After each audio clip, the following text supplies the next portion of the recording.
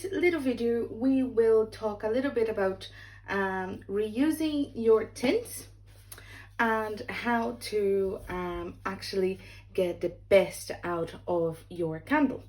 So you got this little lovely candle, and then you used it and it's now gotten to the end of it. And as you can see, there's a stopper here, and the wick now it's like fully used. So the candle is like over. But then you're still left with this like little bit of wax, which is just as good as the rest of your candle, the candle that you have been burning. So in this video, I'm going to walk you through on how to save a bit of that wax and build a brand new candle from that, and also on how to reuse your lovely tints. So stay with me. So the first thing we're going to need for this video is hob. And then we will need a pot, water, your candle,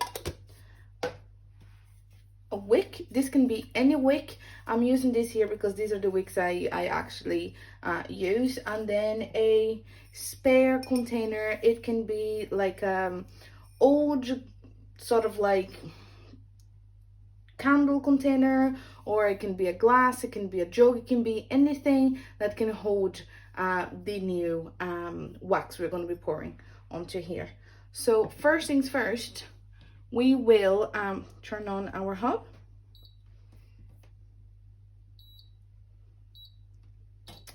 And then you don't want it too hot, you just want it hot enough so it can boil the water, simmer the water actually. And then you're gonna get your water, and then you're gonna pour your water, but not a lot. You're just gonna pour enough to melt the wax that's in here. The wax that's in here, the wax, it's really not gonna take that long to melt. And while this water warms up here, we will take the labels off our candles. So first label off, and second label off. And now you have the container here. So what you're gonna do is place this container into the water. And the reason you can't put much water inside here is because if you put too much, the container is going to start floating, and that's not what you want. You just want enough water to actually allow the candle to melt. And I'll be back once this is fully melted.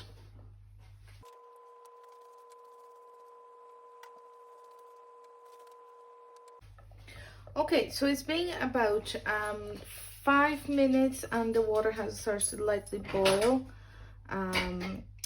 So now it's the time, now the wax is fully melted, and it's the time that we turn off our hob. And then you have to be very careful. These are metal tins, so they will be hot. So you can either get something like that, like tongs like that, or you can get sorry, that's my dog coming in and out. That's Archie. And you can just like grab like a towel or something like that and fish your wax out of the water very carefully. Ooh, nearly an accident there. And place somewhere that's not hot. Okay, so that was a success. Oh Lord. Okay, and then we'll get this here and move here. Now, as you can see, inside every candle, they will have like a stopper like that, and this candle is no different. So while that cools off a little bit, we will then prepare our new wick. Now, I will do a separate video on wicks and ratios to containers and things like that, but this wick that I have here is a wooden wick with a special sort of like extra layer that makes this wick super powerful. That's why it burns throughout. But like you can get like wooden wick or cotton wicks, traditional wicks.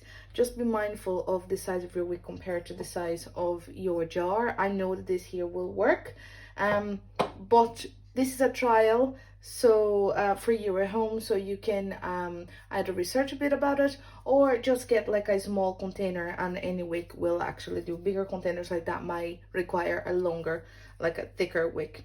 So what we're gonna do is we're gonna place the wick in the supporter, peel off the protective for the adhesive, and then we're gonna try our best to center our new wick, and there we have it. And then once this is ready, we are going to trim that to size.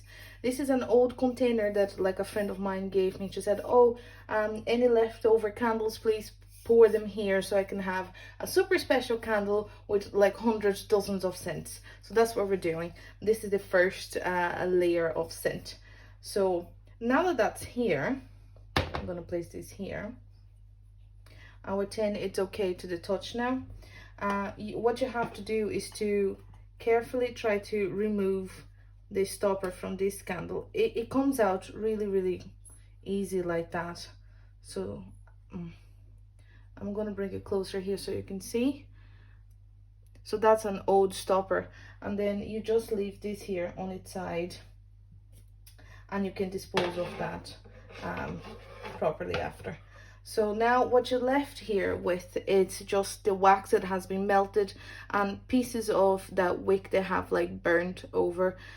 You can either fish them out with a spoon, or you can leave them here just for that little authentic look of this was a candle before. So what we're gonna do is we're gonna pour over here,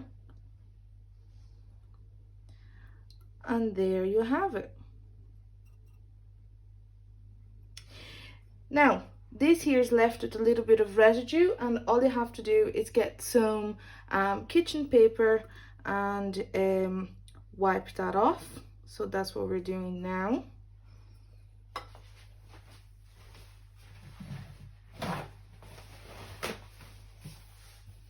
So you can get some kitchen paper here and just wipe this off.